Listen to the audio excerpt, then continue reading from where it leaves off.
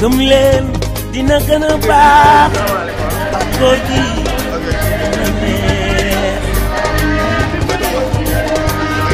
li ñu naqari dañ la gisu toon bi la yàlla andee féexal nga réew mi xéwal la ngi nii naataange ngi nii ak góor gi njëriñu neen la boo xamoon Sénégal mu jaar ba yegg si fii tey war nga gëm ni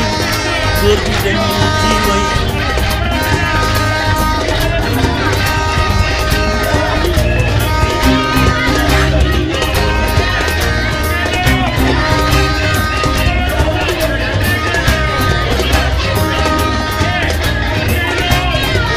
sa wax ju dëppoo ak koy jël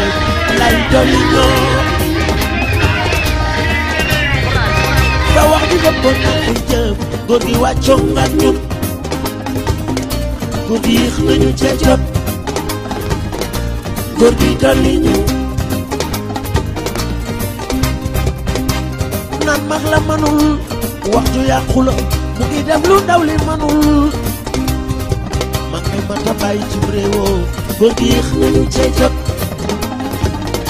góor gi yéex nañu ca jot góor gi dolli ñu dañ ko daan di nga naan góor gi ay la mu ñëw di fay ay ak njëgalaat ku la lekk dee Mamadou ku la naan mande rey la gëndum rey Mamadou yow bono dama ne Mamadou ku ko tàccu billaay ne yàlla na nga fekkee ni gëni uy ku ko tàccu Mamadou yàlla na nga fekkee ku ko tàccu Mamadou Sarr yàlla na nga fekkee léeg-léeg yaay góor Abi Wade Mamadou yow bono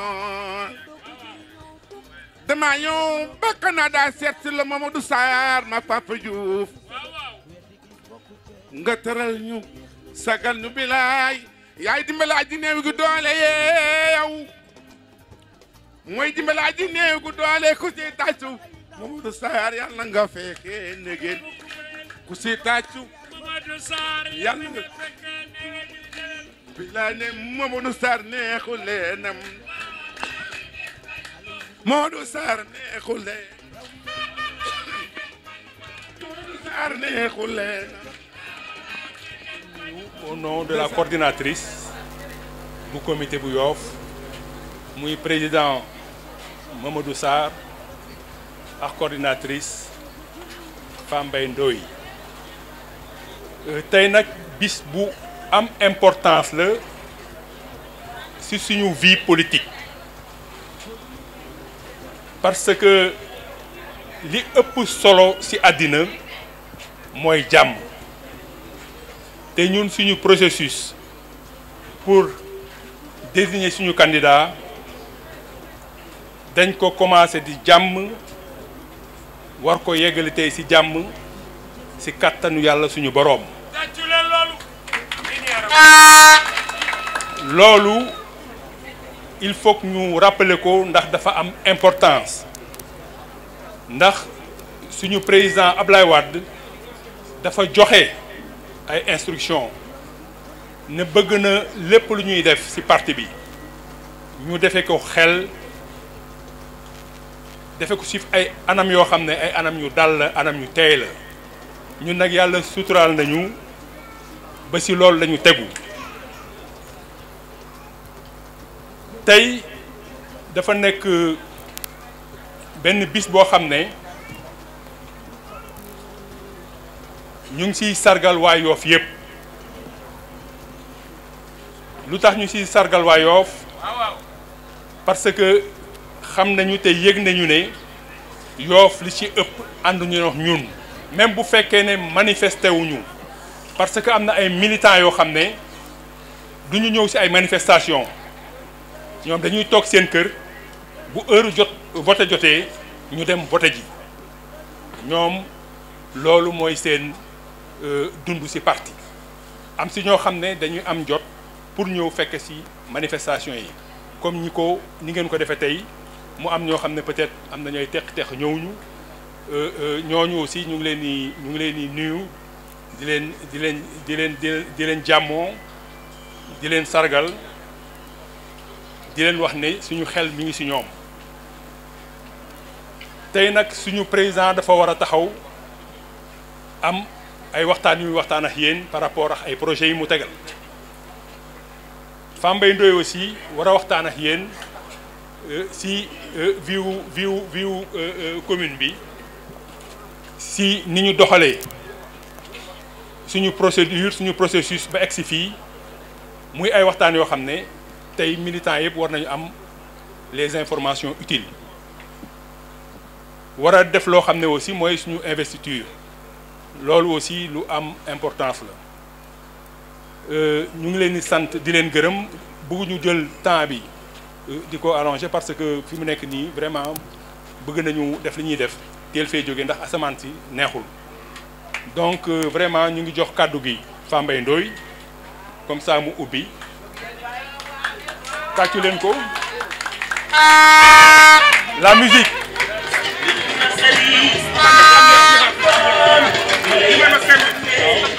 ca terme nord ci góor ñi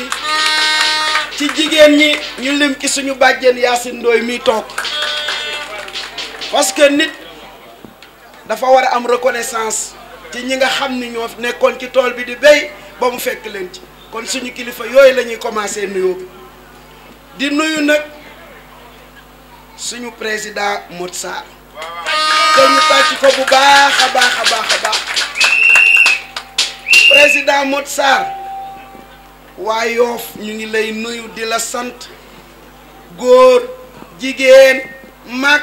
ndaw ñëpp ñu ngi lay nuyu di la sant li tax ñu lay nuyu di la sant nag ñëpp mën nañ ko seede ci tànt bi da ngay ñëw fekk ña ñu faloon dem toog fekk ña amoon solde yi dem toog nga nekk Canada am fa ay responsabilité nga teg fa lépp ni damay ñëw jàppale section communale Yoff ba PDS am fi ndam kon nag dañ la ameel sant ameel la ngërëm tey li ñu fi tax a daje ñun ñii ñëpp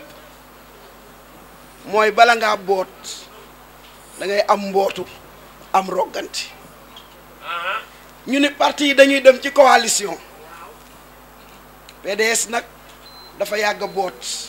mbootoom yàgg lool dëgër lool rogganteem yàgg lool dëgër lool te xajul ci ginnaaw kenn ñu ni nag bala ñoo boot nañu woon ñëpp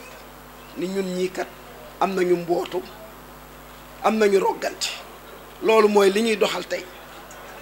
am nañ mbootu am nañu rogganti ndaxte président Modou Sarr mii nga xam ni tey moo tax section communale bi yëpp daje pour ni dañu koy investir comme candidat laaju ko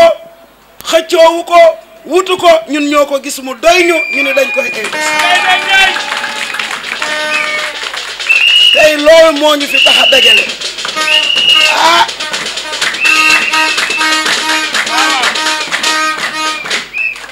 dafa guddi nag te ñu nekk ci nawet moo tax wax ji du mën a bari waaye nag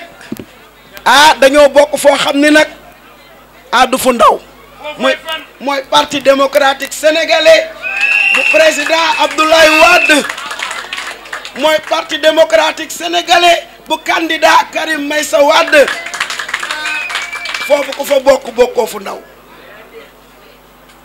ndaw de ndaxte Abdoulaye Wade di suñu secrétaire général national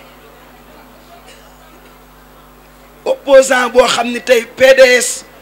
ñëpp reconnaître nañ ni moo tax tey nit am fitu taxaw nii yor micro di wax lu ko neex moo tax démocratie samp ci réew mi ku ñàkkoon fit moo la jox fit ku ragaloon a wax moo la jox fit ba ngay wax bokk ci parti boo xam ni lépp lu fi baax moom la muy ci kaw muy ci suuf fépp foo jaar daj fa Abdoulaye Wade ñu am nag candidat bu mat candidat Karim Meïssa Wade président Karim Meïssa Wade mi nga xam ni moo tax président Macky Sall daw ba daanu moo tax mu naax te juddoogul moo tax mu jànnaxe moo tax dootul nelaw moo tax mu am insomnie xale bi nga xam ni am na yar am na xam-xam dal na man dama naan li ñu am kenn amu ko kon nag war nañoo ñeme fa ñu jëm coow li ah suñu xale bu xees xam-xam bee wàccul billaay bu wàccoon lépp seet waaye nag bala moo ñëw dina fekk ñu béy waar wi ba fu ko neex jaar loolu nag moo indi Mamadou Sarr ci béy waar woow pour Karim Meïssa Wade bu ñëwee fekk waa parti démocratique sénégalais rafle communes yi nga xam ne ñoo nekk ci biir Sénégal yëpp rafle département yi nekk ci biir Sénégal tey li ñu dajale fii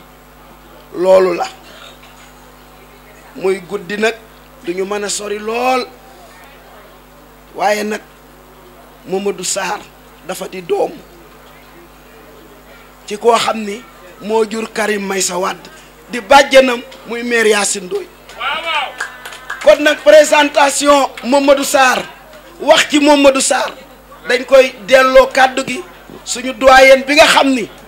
mësula noppalu alalam fekkewu ko santeem fekkewu ko jotam fekkewu ko lépp lu mu am lépp lu mu man jot bu mu am parti démocratique sénégalais la ko def ba mu jeex tàkk te séentuwu ci leen kon maire Yacine Ndoye duñu mën a sori te nga toog dañ lay jox kàddu gi nga présenté waa yow sa doom ñaanal sa doom ñu door a jàll ci investiture bi jox ko kàddu gi mu def discours am ñëpp xam lan mooy yéenam ci Yoff ñu door a eggale kàddu yi fii ba buñ fiy fanaan sax baax na wasalaam. merci léegi nu toog fa Ablaye Faye ñëw ne ma waaw looy def man ko xanaa defaat relance Jo Sarr ñëw ñu relancer parti bi fii sama kër la ñu ko relancer muy taw ak madame Loum ñu relancer parti bi xam nga ba ma dul woon wax lu am kii toog xaali ga moo fekk ka fa ma faatu ga moo fekk comité de relance bonte nag bu ñu relancer parti bi may sant yàlla ndax jëmm ji toog Karim Wade daanu may boole woon ca biir 100 mètres mu ne maire Yacine tayel kii ndax ab ancien la mu nga dëkk fële waaye nag ku bëgg Karim la waaw bonte nag ba ma nekkee ci parti bi dëkk Yoff gii man dama ne du ma juddu jéeri Yoff la ma dëkk faraatuma waa Ndoyeen gii Ndoyeen maam may leen ma ne waa Ndoyeen gii dama bokk si maam Thiannaar ma aytalaay mi di seetam maam Limaamul Madiyu maam Limaamu nag moo ne woon yaatal yéen wanag yi ku ñëw nu dalal ka ku bokk si maam Limaamu sax boo ñëwee nu dalal la maam Thiannaar mi nga xam ne mooy sunu maam Khady Ndoye mii nu àndoon ak moom maam Thiannaar maye ay tool maye ay kër nu yaatal Yoff dama ne Yoff gii ku fi ñëw man dama ne bi ngeen ndokkam bi nga xamante ne fa mbayam na xelam jox ma parole ndax man li may mën a di ku ma jox parole man danaa wax li ma xam Mor Sarr mii day koo xamante ne Tamsir Ndiaga Gueye maamam ndax te ndijaayam dañu daan toog muy Grand Gueye may campagne sa ndijaay Grand Gueye di ma wax man ka nun li nu jàpp dañu jàkkaarloo koo xam ne dañuy defanteeg moom Mamadou Diop noo bokk men na maam noo bokk de Barcelone waaye Grand Gueye dañu daan dem sa moom di ko wax ak moom bonte nag yow boo dee sëtëb Tamsir Ndiaga Gueye bokk fi seef sa amee la maam ngi ka jaaxle dem fa ka jaaxle dem kër maam Tamsir Ndiaga Gueye nit boo ko xamulee foog nga laaj ñi ko xam dégg nga ndaxte Mor Sarr mii maamam Tamsir Ndiaga Gueye Yacine a ngi nii yaayam doom ji bu ma sànni am baayam buy tudda danga naan mim tudda ëppanam tudda man Assou Ndoye yaa kii mi aw Mbaye Gueye ñoom kenn ñu ànd man di leen seen ab gune bonte nag Mor Sarr mii yàqul mbootu yow xëy na xamuloo ma bu baax sax waaye tey man ba ma deeb ancien di ñafe ku ne xam na ne maa daan dëbb kaani kii di ñafe si paabar kii ba lu ne gis naa ko nag tëj nañu sama jëkkër waaw Ablaye Faye xam na Khady Ndoye ñii xam nañ ma bonte nag tey dama ne dama doon ragaluma sax ndax man dama ne ragaluma xam nga lu tax ragaluma Mor Sarr mii bu melee nii man dama naan yàlla na ko yàllal fal cat ndax sigil na ñëpp waaye mën la sigil man mi xaali Gabon ma taxawal comité de relance am fitam ba tey jii li am Yoff dama ne fii la jëkkee woon comité de relance fii la déparé woon parti bi fii la déparé woon te boo demee laaj Lamine Thiam fii la parti bi déparé woon bonte ne comme déparé woon na fii bonte ne tey dama sant yàlla Karim Meïssa Wade ci boppam ku ne xam na ne maay bàjjanam ji may wax toujours dañ ma daan génne buñ demee tribunal buñ ma génnee bu xëyee ma dugg si waat bu ma nee juge bi soppi ñu ne génne leen ma génn ñu ne jël sab saak tribunal ku fu ñëw tribunal xam ma nu dem 100 mètres mu ne ma bàjjen lii nag bonte nag lii bu amee tey Karim Meïssa Wade sant naa yàlla ba nga xamante ne Karim Meïssa Wade lii taxawal nañ ko yow foog ma wax waaw tey waaw Karim Meïssa Wade maa ngi lay xamal ne Mor Sarr mii day man day dama la bëggee di sa bàjjen noonu laa doone bàjjen Mor Sarr bu wér nag waaw bonte nag maa ngi sant yàlla bi nga xamante ne Abdoulaye Wade ñëwaat na département bi fii ñuy jàkkaarloo ñoo xamante ne fii si Yoff nag nan jàkkaarloo am ñii nu jàkkaarloo si Yoff nan jàkkaarloo ñoom waaw bekk kaña kay ba nu dem. jërëjëf tey ñu kontaan lool ci mobilisation bi Modou Sarr nag dinaa déclarer fii devant tout le monde solennellement que Modou Sarr mooy suñu candidat pour les élections locales kon nag ma bëgg nag à partir d'aujourd'hui ñu considérer ne Modou Sarr mooy suñu candidat bés njëkk ñëpp d'accord nañu pour Modou Sarr doon suñu candidat jóg leen kon nag à l'unanimité la section PDS de Yoff déclare Mamadou Sarr comme candidat aux élections municipales.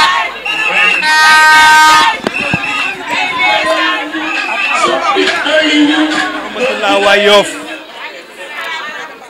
ñu ngi leen di nuyu di leen sant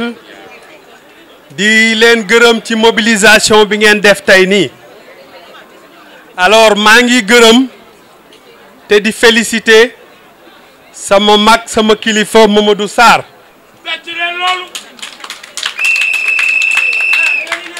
ndax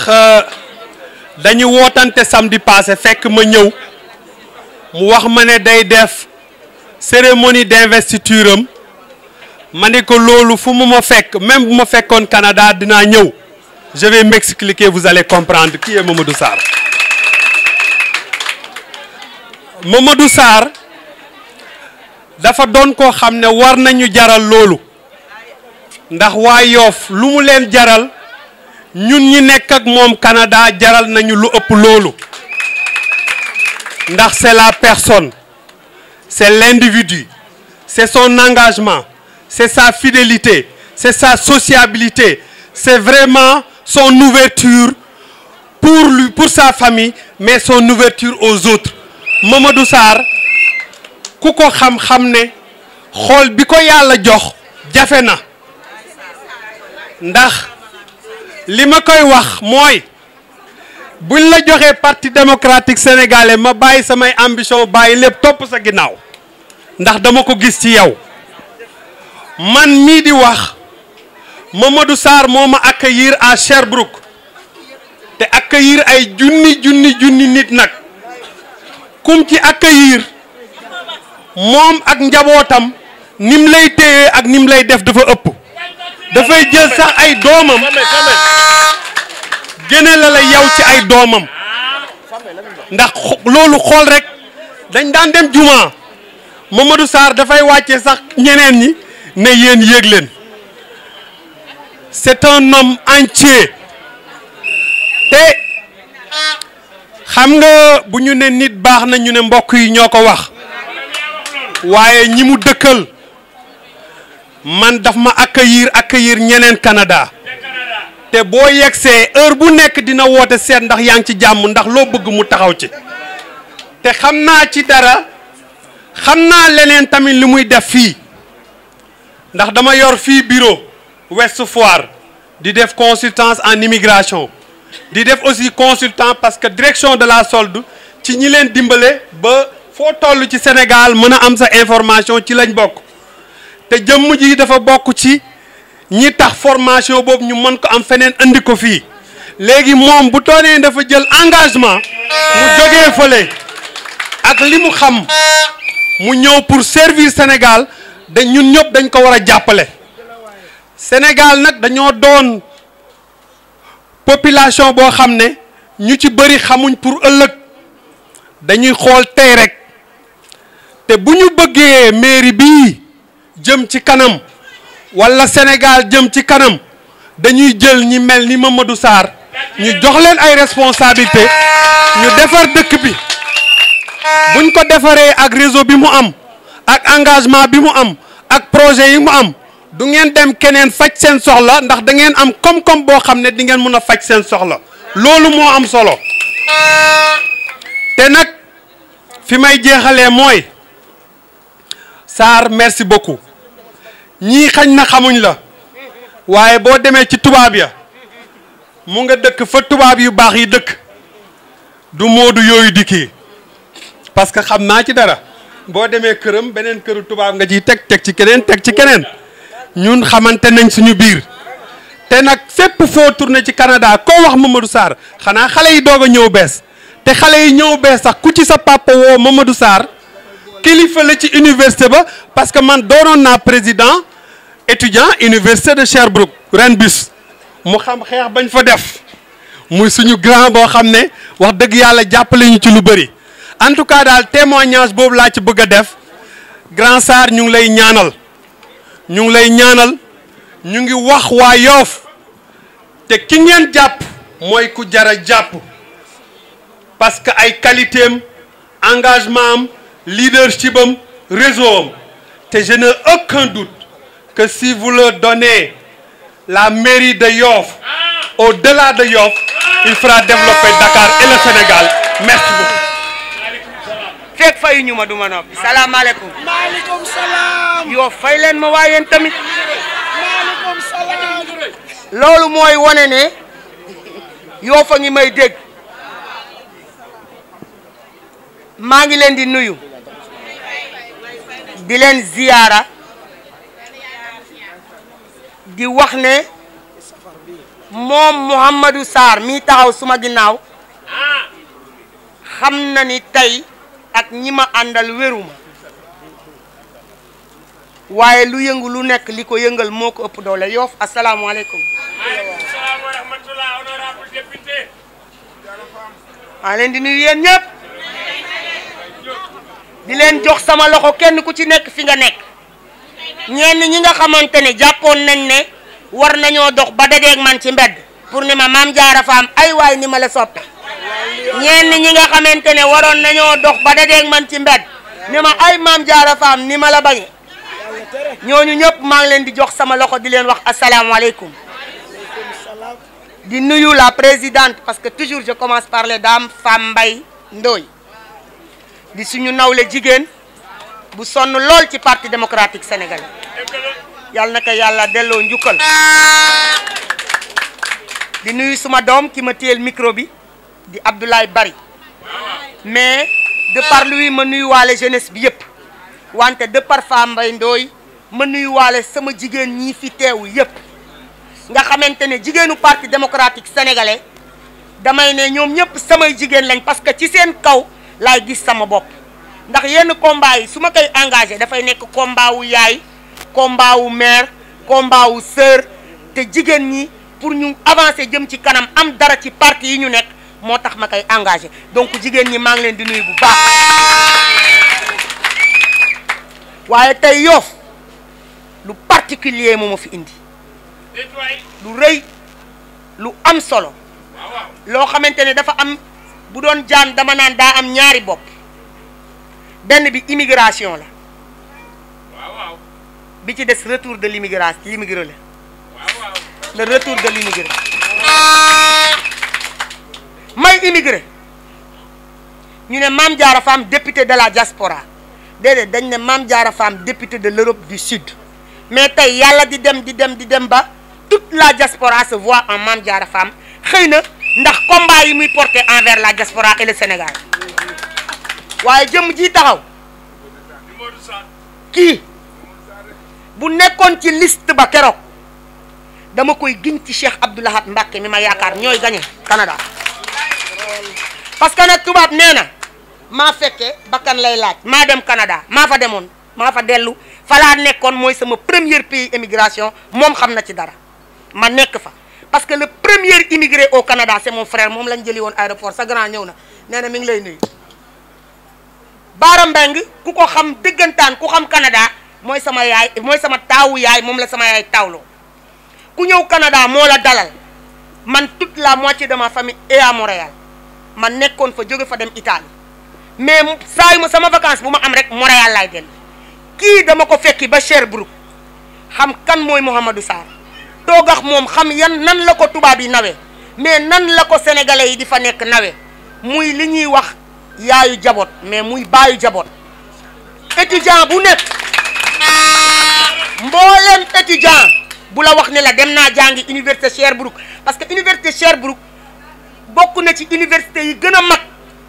ci nga xamante ne kuy bëgg diplôme universitaire fa nga koy ute ji mu nekk fa professeur kon bu la nee du ma sagaru nit war nga ko gëm parce que fa tubaab yi nekk lay jàngale ay tubaab donc kii doomu Yoff la mais Yoff doit être fier. Cet homme-là n'est pas un politicien. Cet homme-là est un technicien. Cet homme que je vois et que vous voyez devant moi, c'est quelqu'un de fiable, un homme d'honneur, quelqu'un de bon. C'est l'homme juste. C'est l'homme juste pour Yoff. C'est celui-ci que j'appelle l'homme juste pour Yoff. Kii mooy góor si nga xamante ne war ngeen koo mun a jox Yoff mu jël Yoff commencé ko fii mu tàmbalee yeggale ka faa xamante ne daa dootoo leen kanamati ci àdduna mukk si àdduna lii maa leen ko xamal laa wax loogu laa leen di xamal ma ne ma mbokk yi kii moo la góor gi ngeen war a jox Yoff jox leen ka fa mu tàmbalee fii eggalee fa ngeen fa seen génte yamoon Mouhamadou Sarr félicitations merci beaucoup mon frère et camarade jërëjëf lii yàlla nañ fi taxaw ba di la sargal yàlla nañ fi taxaw ba ma yéeg ci kaw étagère drapeau bi naan yaay maire Yoff bu keroogee nag xam naa ne comme li ma wax rek dama ne plus d'immigrés ci communes yi de retour ci communes yi le PDS gagne partout loolu mooy sama slogan merci beaucoup. Maître Abdoulaye Wade dafa jiite parti bi tànn ma dénk ma lépp luy cadre parti bi ñi nekk ci réew mi ak ñi nekk ci bitim réew ci cadre yooyu nag am ci ñu nga xam ne nii fii la ñu dëkk ma jiital ci sama sœur sama xarit di Famay Ndoye mu bokk ci kuréelu cadre parti bi ma teg ci suñu frère sama xarit personnel di monsieur le professeur Sarr monsieur Sarr sama teewaay fii tey jàppal ni képp kuy cadre ci parti bi nekk ci réew mi wala nekk bitim réew laa fi teewal leen fi tey pour apporter le suñu soutien moral suñu soutien politique ci ambition bi nga am pour porter les couleurs du parti afin de briguer la municipalité de Yoff. Cette ambition, j'en doute point, c'est un sacerdoce, c'est un défi, c'est un challenge pour changer la condition de vie des Yoffois, pour apporter les solutions par rapport aux nombreux problèmes que rencontre la jeunesse de Yoff, aux femmes, aux anciens qui aujourd'hui portent un espoir réel sur votre candidature. Donc je glorifie cette candidature au nom de tous les cadres du parti et vous témoigne notre disponibilité à ne ménager aucun effort pour vous accompagner, pour vous soutenir, pour prier afin que cette ambition puisse être réalisable. J'invite les populations de Yoff à comprendre que cette candidature est une opportunité très réelle pour qu'ensemble vous puissiez changer la donne, pour que vous puissiez apporter les solutions idoines face aux multiples préoccupations qui guettent les populations de Yoff. C'est pour cette raison, Sarr, je ne doute pas de vos compétences, je ne doute point de vos capacités, encore moins de votre réseau relationnel qui pourra être une contribution de qualité pour réaliser les nombreux projets que vous avez pour cette population assoiffée de changement, assoiffée de rupture dans la pratique politique, mais aussi dans les solutions qu'il faut pour changer au-delà de Yoff, la communauté Lébou, au-delà de Dakar, le Sénégal. Vous êtes un digne fils de ce pays et moi, je n'ai aucun complexe, encore moins une gêne pour me glorifier de vos compétences, remercier le président Maître Abdoulaye Wade, mais aussi le frère Karim Meïssa Wade qui, par ma voix, vous transmet ses félicitations, ses encouragements et toute sa disponibilité à vous accompagner pour la réussite de cette ambition. Yoffois, Yoffoise, c'est votre fils, c'est votre neveu, c'est votre concitoyen. Donc, je ne me fais aucun doute qu'ensemble, le défi de l'avenir sera relevé. Merci à tous. Merci à la population. Je vous remercie. Assalamu alaikum mbokki Yoff. maa ngi leen di nuyu si nuyu bi gën a sell di leen jox samay ñaari loxo di leen gërëm di leen sant si seen mobilisation. bala may tàmbali maa ngi nuyu sunu kilifa yi nga xam ne si ñoo ngi fii biir Yoff di nuyu kilifa diine yi le khalife général des Layènes sunu kilifa di nuyu sunu kilifa aada yi fi nekk yépp borom ndomba tànk yi di nuyu particulièrement aussi le frère secrétaire général maître Abdoulaye Wade mi nga xam ne lépp moo ko waral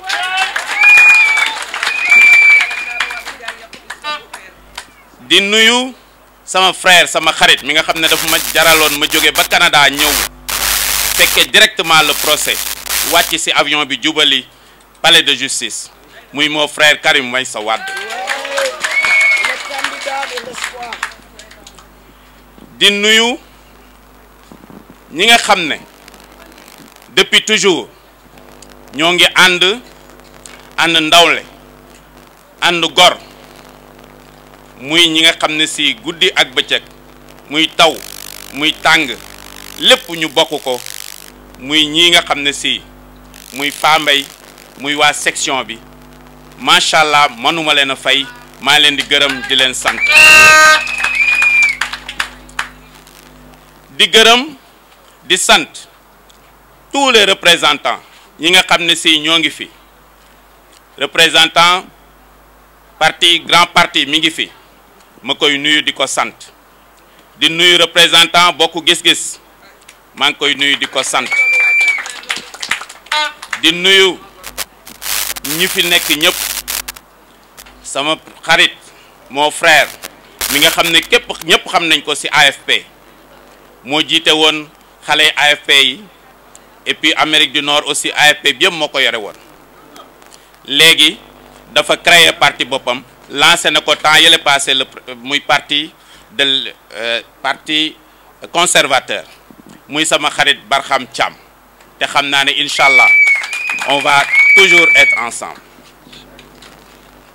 may leen ma tamit ma remercier tous les mouvements yi nga xam ne ñoo ngi fi tous les représentants et représentantes de parti di nuyu sama xarit aussi As mi ngi nii teew moom su toogee rek mel na ni Yoff yëpp représenté wuñu di leen nuyu di leen sargal dëgg la xëy na dina am lu may fàtte mais xam leen na rek man Sarr de yéen ñëpp jël naa samay loxo sukk fi ngeen nekk yéen ñëpp di leen nuyu ci nuyu bi gën a sell dëgg la nag bala may jeexal di nuyu sama xarit sama sœur ñëpp xam nañ ko muy honorable député defe naa moom ba ma ko recevoir Canada ñëpp dañu ñëw naa man dama ko sopp rek te yàlla tax même ñi nga xam ne nekkuñu naa man Sarr dimbala ñu rek nga présenté ñu Mame Diarra Fam macha allah vraiment nit koo xam ne si jàmbaar la rëccu wuñu liñ ko doon fale ñun député de la diaspora mu taxawal député yëpp taxawal Sénégal bi yëpp. Lamine nag sama frère la aussi koo xam ne ñoo ngi jokkoo tous les jours mu nekk nit ku baax du parti bi moo ñu boole sama petit frère la sama xarit la sama xaritu benn bakkat je peux dire dañuy waxtaan lu xóot lu sori te li mu wax nii wax ju rafet la vraiment dugg na sama xol te xam naa ne loolu lépp dëgg la si moom lu mu gëm la man nag ma neewu ma wax noonu souvent dañ may wax naan man Sarr il faut nga dem si télé yi waa Sénégal yëpp xam leen may leen su jotee rek yomb li gën a am solo mooy nekk sur le terrain ñun président Abdoulaye Wade daf ñu defal lu neex te lu bari dañu nekk xale di ko topp ñu nekk fii dëgg la nag yàgg naa bitim réew ça fait des années bëgguma wax sax ñaata at laa fa def ndax yàgg mais nag grand frère Mame Diarra moo fa gën a yàgg parce que moom 69 la fa ñëw 69 la ñëw Canada donc macha allah ma koy nuyoo passage il paraît léegi la wàcc ci avion bi ñëw Sénégal du fi géej parce que moom it ku bëgg Sénégal la gis nga malgré son âge chaque jour ñoo ngi ci combat yi man mii ngeen di gis man maay coordonnateur opposition bi ak société civile bi au Canada depuis plusieurs années mais moom mi nga xam ne dama ne moom mooy sama kilifa Canada dama ko moom xam na loolu muy Baara Meng ak Pape Diop dama ne yéenay sama kilifa mais teewul li mu nekk suñu kilifa day ñëw topp si ñun tout le temps combat bu ñu am mi ngi ak ñun donc ma koy sargal di demander sama sœur mu yeggali ko nuyoo boobu man nag am na lu Mame Diarra wax léegi nee na Sarr yow doo politicien amoon nañu sunu benn papa bu baax ndeysaan Doudou Diop dëkk Terme Nord doon ànd ak monsieur le ministre monsieur le maire Doudou Diop bu Yoff yàgg ñëpp xamee nañ ko PS daf ma daan wax naa maan yow moom kenn du la considérer comme politicien parce que doo politicien daf ma daan jël comme si man PS la daf may jël na ma yow loo décider rek ñun d'accord nañu ñun quartier bi te moom PS la man may PDS pour vous dire que peut-être loolu mu wax dëgg la parce que man leen na ma soxal dama nekk fii nii si dëkk bi su may wax waa Yoff ne souvent sama génération su ma ne leen ngëza rek ñoom ñëpp ñu daanu ree parce que mooy tuuru oto mbalit bi fii maanaam lekku tubaab avion yi suñu masaane ñëw ñun ñëpp xale dañuy togg ceeb yu neex suñu kër mais ñu bàyyi ko fa dem ngëza parce que moo tax des fois su may gars yi di tooñ gi wax ma ne leen bu leen ma fontoo man ba may lekk caviar ak ay affaire yooyu boobu xale bu tuuti laa boobu parce que ngëza lañ ko daan lekkee donc man màggee fii nii Yoff fii école arabe bi laa jëkk a duggee école bala maa dugg français bii bu Yoff bii daan yendu fii nenaat ba biñ fiy dëkk nenaat fii donc may màgg du sama baaxu yàlla la rek du sama ngóore yàlla moo ma baaxi xëj na may ma jàng après sama parents yi sacrifié particulièrement ma maman mu daan jaay fii aéroport di jaay fayal ma sama njàng ma dem Canada bi ma yeggee Canada en 90 ambassadeur ba fa nekkoon bi ma jëkkee taxaw ak moom jàkkaarloog moom dane ma yaay doomu kan parce que année yooyu may dem Canada ku fa dem bourse moo la fa yóbbu wala ñu ne yow kat sa papa xam nañ ko fii au Canada au Sénégal soit ministre la soit entrepreneur bu mag mën naa ne wax ne presque man maa fa jëkk a dem si koo xam ne un Sénégalais moyen un Sénégalais des quartiers populaires jubali Canada moo tax bi ma fa nekkee képp ku ñëw Canada dama koy jëlee comme sama bopp parce que ñëw naa fa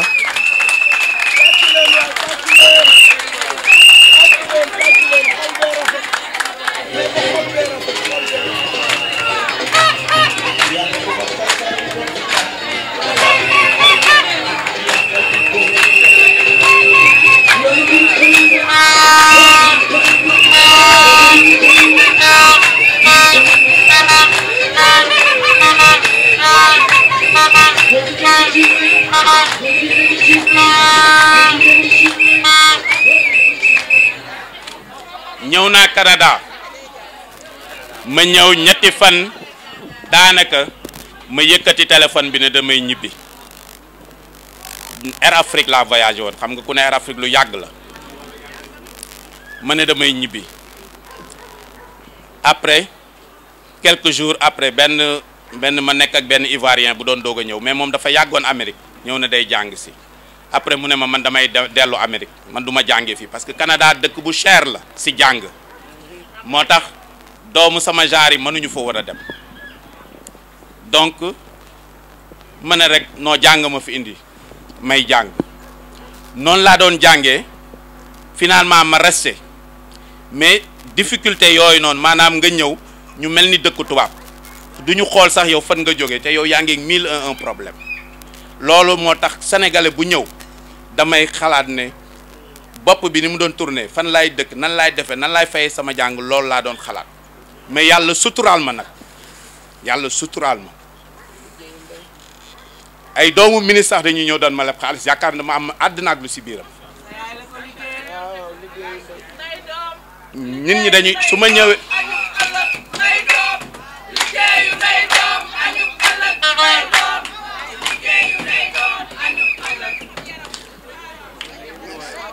nit ñi dañu yaakaar ne man si famille almadeeg yooyu laa dëkk wala ay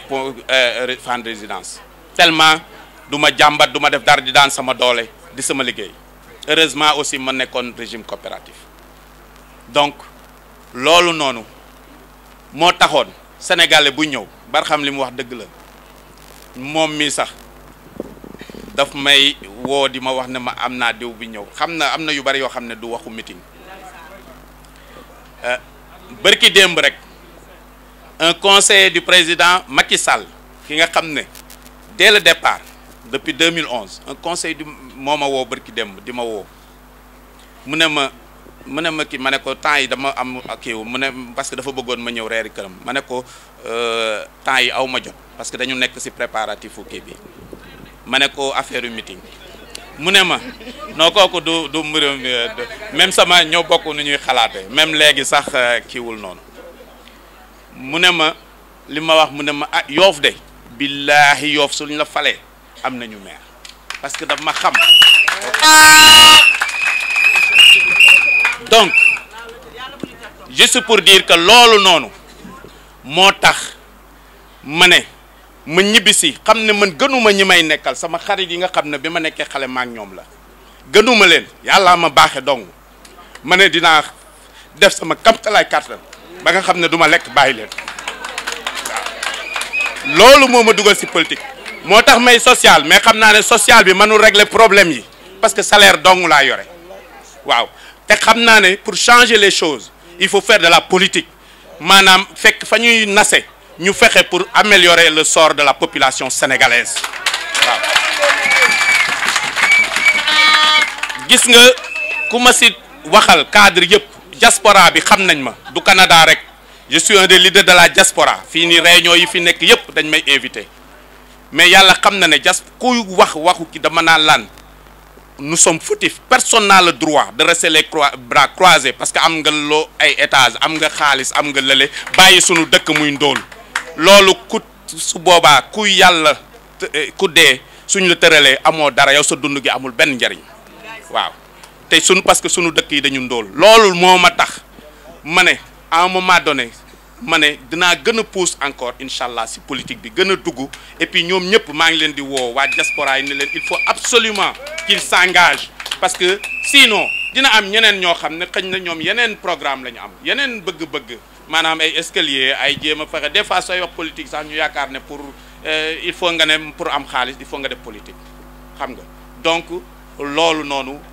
laa bëggoon wax ne loolu moo ma motiver moo tax finalement ma ne sacrifice yi mu jar yëpp dina ko jar ma ñëw à vos côtés vous accompagner léegi nag li nga xam ne si moom laa nar ngir Yoff tënkaguñu lépp ba mu mat parce que dañuy am benn waxtaan nañ si man wax naa leen man sama xalaat dañ na Yoff ku ne Yoff ne économie maritime parce que village de pêcheurs la si cosaan la donc loolu ku ne Yoff donc il faut absolument suñ ne tànk boobu tànk nekk bu tànk bu ñu fulla war a fullaal ku ne Yoff tamit ne cité religieuse comme ni ñu naan Touba cité religieuse la comme ni ñu naan Tivaouane cité religieuse la comme ni ñu naan Niassène fële Ndiassane comme ñu naan Taïba Thiénaba njëy yëpp exactement donc c'est très important de dooleel Yoff sur ce volet là parce que loolu dinañu jox benn visibilité bu mag boo xam ne si dina mën a attirer waaw lépp lu ñu bëgg fii Yoff suñ si jëlee comme pilier aussi comme niñ koy jëlee si wàllum pêche ku xam Sarr nag xam ne tamit mbirum jàng mbirum xale yi ak mbirum jigéen ñi loolu moom dafa nekk loo xam ne si mooy sama sacerdoce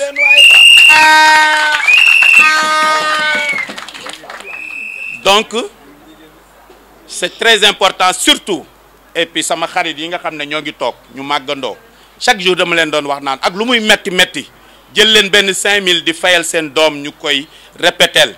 ndax xëñ na da ngeen naan wéy 5000 bii nii awma lu ma dépensé suba mais 5000 boobu xëñ na da nga naan fii ak 15 ans sama doom bi lay doogam donc te wóorul sax mu kii mais wax dëgg yàlla te loolu yëpp dama leen di si soññ fexe leen tout pour xale yi jàng parce que fukki at ak juróom soriwul mais souvent dëgg-dëgg c'est vrai tolofu dëkk bi tax na ba souvent doo xalaat ëllëg Sénégal dañu bëgg taf yëngal parce que aussi ak jooni soo ne nit ki suba danaa laan noo suba c'est trop loin donc mais loolu ngeen bàyyi ci xel njàngum xale yi cité nouvelle yi vous avez constaté que commune de Yoff léegi dafa rëy cité nouvelle yi dañ ci am pàcc bu am solo dëgg la ñun cosaanu Yoff la mais tamit ñu leen di bàyyi xel déglu leen wax nañ ma tamit ñi fa jógee sunu seen représentants yi wax nañ ma aussi seen i problème ak seen i soxla dinañ ci fexe def suñu kemtalaay kàttan man nag nekkuma fii di leen wax loo xam ne si dama leen di promettre ciel et terre lenn laa xam ne moom dinaa ko def sama kemtalaay kàttan mooy vous accompagner on va travailler ensemble et surtout créer les leviers qu'il faut maanaam fexe ba nga xam ne dinañ créer conditions yi pour attirer fonds yi ñu mën a am yëpp par rapport à nos réseaux par rapport ak sunu ñi ñu xam ak seen jàng ak seen lépp loolu la ñu war a jéem a créer et ni ñu koy créer mooy loolu ça veut dire que du xam nañ maire yi ni mu demee xam nañ ne bariwuñu noonu alal mais mën nañu créer les conditions pour fexe attirer le plus d'investissement possible et puis surtout au niveau social ak yëpp toppatoo dëkk bi xam nga te loolu tamit dama si woo waay Yoff yi nga xam ne si ñoo ngi diaspora bi parce que xam naa seen capacité te xam naa seen cofeel pour Yoff suñ ma falee maire vont être mes premiers partenaires waaye Yoff yi nga xam ne si diaspora bi la parce que xam naa ils ont les moyens am nañu réseau am nañu lépp te ñooñu lu dul foo leen fekk dañu naan lan laa mën a defal pour Yoff da ngay gis ñoo xam ne dañuy jéem demander ji am naa sama benn jarbaat fii la dëkk Menguène mais day wuti ji ay matériel hôpitaux ay matérielu école ay yooyu yëpp di ko dugal ci conteneur jël xaalisu boppam di ko fay indi ko fii ngir Yoff ñooñu noonu maire da leen war a jàppale te loolu incha allah dinaa leen jàppale war aider leen lépp lu ñu bëgg a dugal biir Yoff incha allah waaw partenaires yi nga xam ne si aussi yàlla dimbale na ma xamanteeg ay nit ñu bari waaw xëy na am na yu bari mënuñu ko wax fii mais yàlla may na ma loolu am naa ay réseau yu bari loolu tamit dinaa jéem a fexe parce que xam nga réseau ñu bari dañ may ñi ma xam dëgg dañaa mais Sarr yow tu ne demandes jamais rien ce réseau ñi nga xam ñëpp kilifa yi premier ministre Canada sax am na benn moment maa ngi moom presque tout le temps ñooy nekk ñu naan ma mais Sarr mais xam nga manumaa ñaanal sama bopp parce que soxlawu ma leen woon boobu dama ne bis bu ma waree ñaan pour Sénégal pour Yoff pour Dakar pour Sénégal incha allah dinaa ko def loolu su boobaa du loo xam ne si dañ naan pour yow nga ko wutal mais pour askan wi la donc loolu noonu wax nañ ma tamit problème mu handicapé yi c'est vrai c'est un problème au niveau national parce que handicapé yi même pour dox sax problème la donc nañ leen bàyyi xel tamit ñooñu tamit incha allah dinañ def suñu kemtalaay kàttan aussi pour ñoom man nag politique bi dama ko jëlee jaamu yàlla ñoom ñi xam nañ ma biñ ma xamee ba nëgë ni chaque jour dama ne leen politique kenn warul wax ju ñaaw kenn warul def ju ñaaw koo xam ne si yow da nga ne da nga siy jéem a jaamu yàlla damay donc looy def da nga war a naay ah yàllaa ngi nii de à côté wala diw mi ngi nii à côté di ma xool donc lépp lu ñuy def si politique bi ñu jéem a fexe rek mu rafet moo tax tamit kenn du ma dégg si wax ju ñaaw kenn du ko dégg waaw man nga nekkee nii gëmee nii man ma gëmee ne la ñu diamétralement opposé mais jamais dinaa respecter ce qui jamais duma la wax ko ju ñaaw parce que libéral noonu la war a demee waaw te ñun on est de vrais libéraux Ablaye Wade loolu la ñu jàngal te dañ ko gëm waaw donc jarul xastante bi ñun ñëpp man képp kuy demander ne dafa bëgg impliqué pour Yoff dama koy jëlee comme sama bopp ñoom ñi xam nañ ko samay partenaires yi ñoom Khalifa c'est vrai fàtte naa ko tudd waaw du PUR mi ngi fii aussi sama xarit ñoom ñëpp ñoom Ibrahima ñoo ngi fii ñoom in Yankoba ñoom ñëpp ñoo ngi fii ay nit ñu baax ñoom ñëpp di jéem a œuvrer pour Yoff donc amul kenn koo xam ne si am naa xarma yàlla ak moom parce que dama gis ne ñoom dañu ba ñeneen ñi di tëdd ñoom ñoo ngi jóg pour jéem a travailler pour Yoff donc une fois élu maire de Yoff incha allah je tends la main à tout le monde tout Yoffoises et Yoffois loolu moom si yeboo ngeen xam pour rek l'intérêt de Yoff waaw donc wax nag dafa xaw a jafe xëñ na am na lu ma fàtte dëgg la nag lépp li cosaan lépp ma nga déparé aussi Terme Nord parce que Yoff laa nekk nii mais Terme Nord aussi mooy sama cosaan te cosaan waaw wax dëgg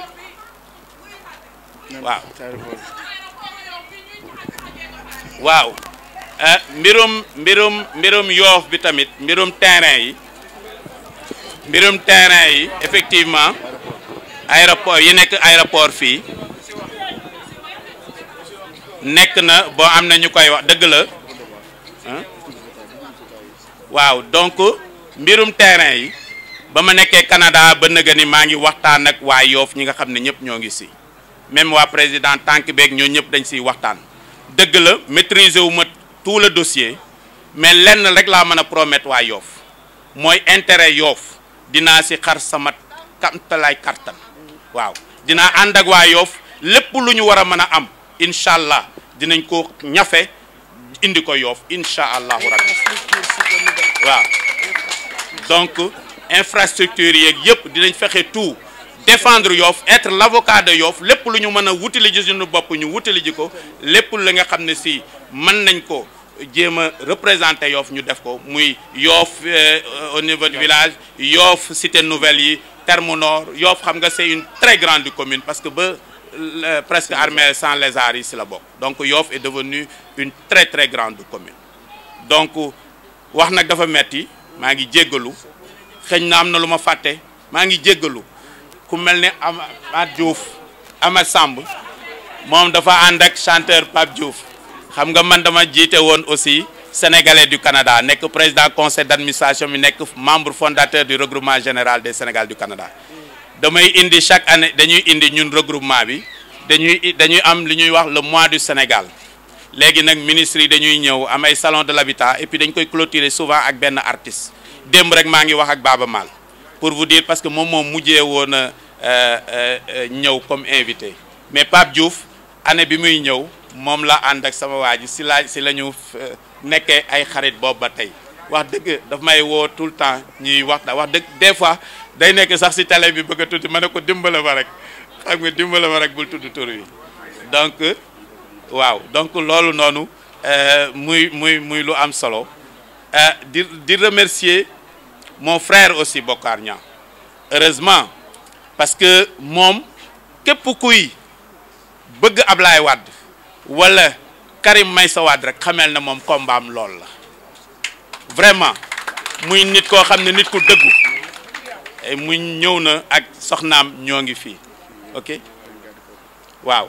donc ma leen di sant bu baax wuri nag moom sama waay la mooy garde corps du Ablaye Wade xam nga sooy ñëwee ba kii garde corps Ablaye Wade am congé ñëw ne ah yow Sarr moom man maay ñëw xam nga ne loolu lu rëy la dafa mel ni Ablaye Wade ñëw na wax dëgg loolu moom lu rëy la donc wuri ku gis moom moo yore garde corps Ablaye Wade donc ñu nekk samay nit ñu baax waaw maa ngi nuyu jeunes yëpp tamit waa les jeunes de Dakar ñoom Abo sëñ Abo waroon naa ko woo sax mais defoon nañ coordonné mi ngi ñëw na ah d'accord nee nañ ma signalé nañ ma ne ñëw na waa Ngor tamit sunu xam nga ñun tamit ñoo ngi Yoof mais Ngor Wakaam ñooñu dañoo bokk si ñun ñoo bokk coordination département Dakar faamu Dakar département Dakar aussi souligné na ma ne ñoo ngi fi maa ngi leen di remercier maa ngi remercier waaw mouvement yi ñoom Amina ñoom samay sœur lañu samay xarit lañu samay lépp ñoom ñëpp ñoom Astou Sonko ñëpp daal bëgguma fàtte kenn mais yéen ñëpp xam leen ne samay vraiment macha allah moo tax des fois soo tuddee tur rek waaw ñoom macha allah donc di remercier aussi tous les responsables wax dëgg au plus haut niveau ñëpp woo nañ ma xam nga dañu nekk ci commission yi ñii ñoo ngi voyage ñii ñoo ngi ñëpp woo nañ ma di ma ñaanal daf ma bett sax billaahi kilifa waaw même Waré Sarr sànq aussi woo na ma ne ma dañu am réunion mais su guddiwul rek dinaa def tout pour ñëw xam nga ñoom Assane ñëpp daal Doudou Wade ñëpp ils ont béni notre ñëpp a ñu woote donc di remercier ñëpp daal kilifa yëpp ñoo ngi leen di tàggu ñoo ngi leen di nuyu bëgguma kii mais ñoom ñëpp waaw ay Nafi Diallo sa ñëpp daal ñoomin Sayer Pape Sayer et cetera donc ñëpp yónnee nañu ñoo ne truc bon xaali nag moom mooy animel Ablaye Wade mais moom dañoo bokk lu bari parce que moom ñu bari xamuñu ko xaali Gabon lañ koy wax mais parce que moom waa diaspora la Gabon waaw mu defal ma lu rëy nag am na benn année fàtte naa ko sax ñu nekk méridien président Abdoulaye Wade di recevoir mais si digg méridien président si cérémonie bi si digg Abdoulaye Wade mu jël foofu wax lu rëy si man damaa tiit sax damaa tiit vraiment boobu laa ko jàppe depuis longtemps wax dëgg mu nekk nit ku baax fu mu gis rek na ma Sarr Canada macha allah yal na yàlla guddal fanam yéen ñëpp li ma waaw ñàkku jaw ñoom ñëpp waaw effectivement moom tamit boobu ba tey ñoo ngi jokkoo en tout cas jërë ngeen jëf maa ngi leen di ñaanal di ko tibbee si sama xol bi li ngeen bëgg yéen a ko xam yal na yàlla guddal seen fan yokk seen man-man yi li ngeen yéene yëpp yàlla defal ñu ko maa ngi remercier aussi les journalistes c'est un travail difficile mais vraiment machallah vous participez à conscientiser la population waaw ñoo ngi leen di remercier bu baax journalistes yi chaque jour même suñu conseil en communication dama leen di wax journaliste warul nekk sa adversaire sa ennemi c'est un partenaire parce que ñoom aussi pouvoir la ñu am boo xam ne pour le développement du Sénégal donc loolu noonu ñu leen di bàyyi xel man de journaliste ak tous les médias samay xarit laa leen def tàllal naa leen seen loxo parce que je sais que il peut beaucoup participer à l'éveil des consciences et machallah donc bon peut-être di terminer rek di ñaanal xam ngeen ne dañu traverser des moments difficiles depuis plus de 2 ans ak mbas mi et puis aussi am ñoo xam ne malheureusement nous ont quittés ñoo ngi leen di ñaanal bu baax di ñaanal surtout aussi sunu xalif général des Layènes bi fi jógee barki Dembo Ndiaye donc di remercier tout le monde di leen ñaanal vraiment metti na ay jafe-jafe souvent dañ naan man Sarr damay nëbbatu des fois pour su ma ñëwee Yoff des fois damay ñàkk jot parce que li may gën a farataal des fois day am ñoo xam ne yéen a nekkoon si nawetaan yi wala ngeen nekkoon xale nga jékki-jékki ñu ne ah moom de mënatul a génn sax dafa feebar ñooñu laay rocceeku di dem di seeti xëj na loolu nag duñ ko politiquer parce que kuy loolu c'est vraiment yëfin nit la donc loolu mooy tax des fois sama temps di xaw a kii mais yooyu laay gën a farataal ak dem masawu ñi nga xam ne si seen mbokk yi wàññeeku nañu yooyu daal ngeen may jéggal nag parce que su ma sañoon ku nekk responsable bu nekk ma dugg këram waxtaan mais incha allah di jël na campagne bi et puis temps yi ni incha allah dinaa jël temps boobu yëpp dugg ñi nga xam ne ñëpp ñu Yoff war nañu dugg seen kër seeti leen incha allahu rabbi dinaa leen seeti jërë ngeen jëf di leen sant di leen gërëm maa ngi jéggalu bu baax merci beaucoup di tàmbali di leen nuyu et surtout di remercier la population de Yoff et particulièrement la section communale de Yoff ñi may investir tey comme candidat à la mairie de Yoff man nungu ko nag ak humilité man la Mouhamadou Sarr di doomu Yoff nekkoon Canada ñibbisi ba ma demee pour wuti ji xam-xam ñëw ne dama bëgg jariñ sama gox muy Yoff ma ànd seeg waa PDS man mi nekk président section PDS bu Yoff ñuy liggéey depuis plusieurs années sama nawle yooyu nga xam ne ñooy liggéeyandoo ñu sas ma ne ma suñu sañoon de nga nekk candidat wu mairie Yoff ma nungul leen ko ndax xam naa ne duñ ma bàyyi ginnaaw te xam naa ne tamit Yoff dama ci am cofeel bu mag ndaxte samay xarit ak samay am di jàmm rek ak samay mbokk ñoo fi nekk te wax dëgg ma gëm ne war naa ci jàpp ci liggéey bi jéem see jaamu yàlla donc loolu moo mébét sama engagement di gërëm ñëpp nag macha allah tey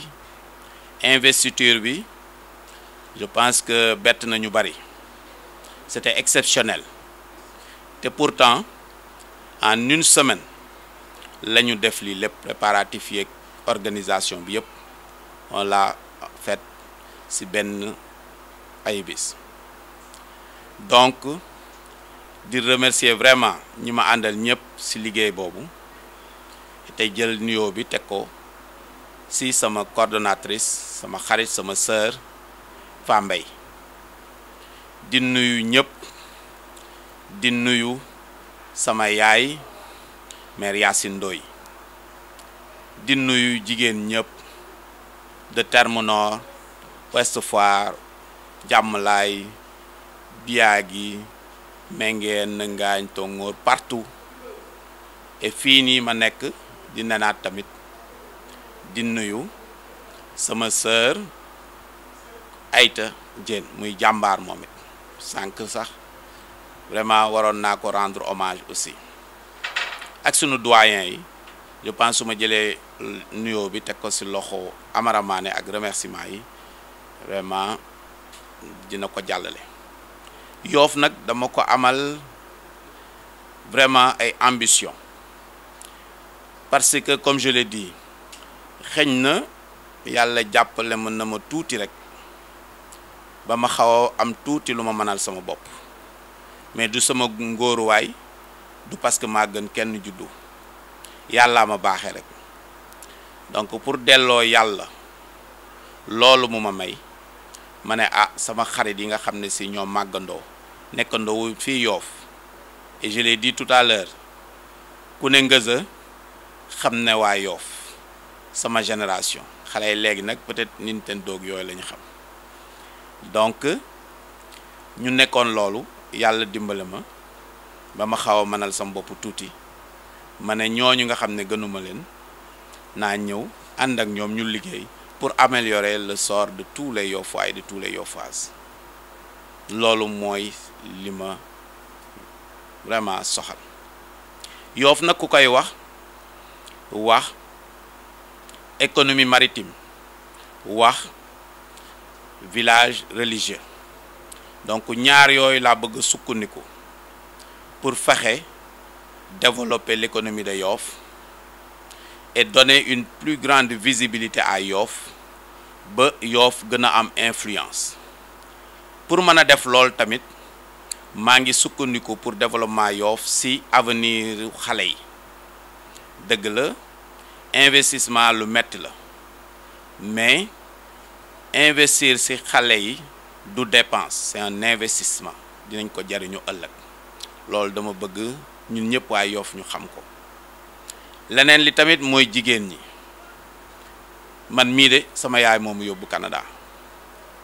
te ma gis ni mu doon sonnee fii ñëpp xam ko ma daan dem fii ci mbaal yi di gis sama yaay yi aussi di gis ñëpp suñu jëlee mbaal yi ñoom ñu yennu paanu jën yi di yóbbu di yeewu fajar lool noonu laa bëgg jéem a xool lu ma ci mën a jàpp ak surtout par rapport ak réseau bi ma am en réalité dama bëgg rek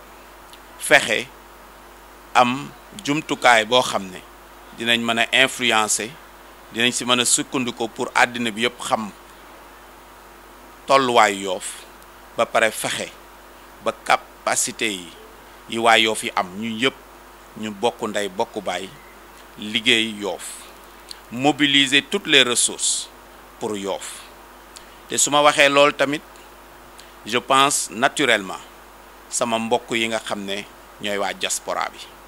maa ngi leen di tàllal loxo parce que ñun ñëpp fii la ñu bàyyeekoo dem xëñ na nekk nañ ci ay dëkk yoo xam ne seen condition moo xaw a tane Yoff mais li ma xam ci yéen waa diaspora bi ma jóge fa bokk ak yéen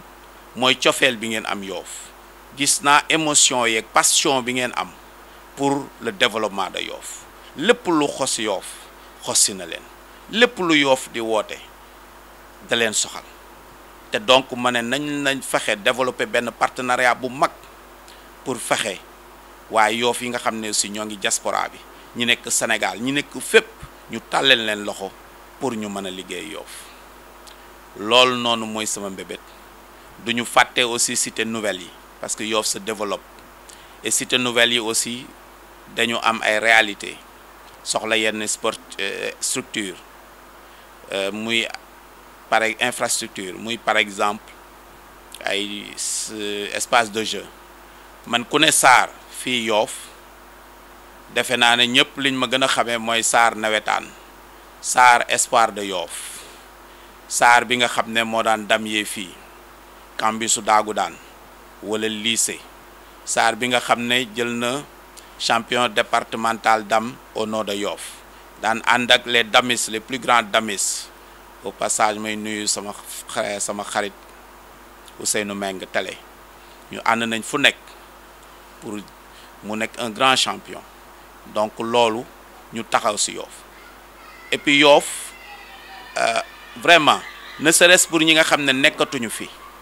ñu mel ni Mbaye Diouf ñu daan ànd gudde ak bëccëg di liggéey pour Yoff ñoom ñi nga xam ne aussi ñoo ngi fi mais peut-être seen doole demetul noonu wala mag lañu ay ñoom Ali Coro mag yi fi nekkoon ñëpp ku mel ni Grand Mass nga xam ne lu ne def na ko pour Yoff ñu ànd nekkoon fii espoir de Yoff ñu nekkoon ci comité d'organisation bi di liggéey ngir Yoff je pense que loolu noonu la ñu bëgg ñëwaat rek relation yi nga xam ne ci am nañ ko extérieur ak xam-xam bi ñuy wutee foofu ak waa Yoff yëpp mobiliser les trucs loolu la ñu bëgg ñi nga xam ne nag affaire sport xam nañ ne que man je vais les accompagner parce que loolu laa gëm affaire culture aussi Yoff loolu la handicapé yi même duñu leen bàyyi donc loolu daal mooy sunu mbébét loolu mooy li nga xam ne sunu mbokk Yoff yi moom laa leen bëggoon wax pour ñu ànd PDS et tous ses alliés ñu jéem a reconquérir Yoff ñoo ngi tàllal loxo nag ñëpp ñu bëgg ànd gis vision boobu bokk ak ñun vision boobu ñu tàllal ñoo ngi leen tàllal seen loxo pour que ñu travaillandoo ensemble mbir mi nag ku yaakaar ne dafa ñëw ci ñun ku bëgg a ñëw ci ñun pour yaakaar ne xaalis lay wut ci walla yenn pouvoir yi du loolu moo ñu tax a jóg man de lu dee lool la moo ma taxoon a jóg yàlla bu ma am dara ci Yoff yàlla bu ma am dara ci Yoff su dee looloo ma tax a jóg te képp koo xam ne ci dafay ñëw pour loolu su ma sañoon mu toog fi mu toog ñun dañu bëgg nekk jaamu waa Yoff di liggéeyal Yoff pour jaamu ci yàlla ëllëg sunu borom bi tabaraka wa taala defal ñu ci ay asanat loolu mooy sunu mbébét parce que âge bi ñu am li ñu naan pente descendante lañ toll donc loolu daal moom la ñu bëgg ñoo ngi si woo ñëpp nag képp koo xam ne si mi ngi dëkk Yoff wala nekk doomu Yoff ñoo ngi ko si woo di gërëm ñëpp nag pour cette mobilisation exceptionnelle. Je pense que tey moom ñëpp dinañ gis et puis couverture bi macha allah mobilisation macha allah vraiment te ay nawle rek laa ko bokkal xam ngeen opposition lu metti la pendant des années ñu garder seen ngor garder seen dignité et c'est très important man de kiy jaay gerte caaf ak président de la république laa yemale kiy jaay gerte caaf ak ministre ba laa yemale man nit su ma lay jàpp rek moom mooy si say valeur moom mooy li nga gëm des fois nit ñi dañuy jaaxle Sarr su ñëwee ma ngay dugg si ñoo xam ne si peut-être nit ñi pour ñoom tekkiwuñu dara ay pauvre lañu ñoo ngi fële yoruñu dara kuy jaay gerte caaf wala kii mais kooku mën naa ko sukkal jaamu ko parce que su ma gisee yenn valeur te du mu fàtte xale du fàtte gis naa lu bari ay mag yu bari yu nekk fii Yoff ñu defal ñu teraanga yu nekk tette ñu ñun suñu warugar la ñu delloo leen njukkal loolu mooy sama mbébét loolu daal laa bëgg waa Yoff yëpp ñu ñaanal ñu si ñu ànd liggéey Yoff incha allahu rabbi jërë ngeen jëf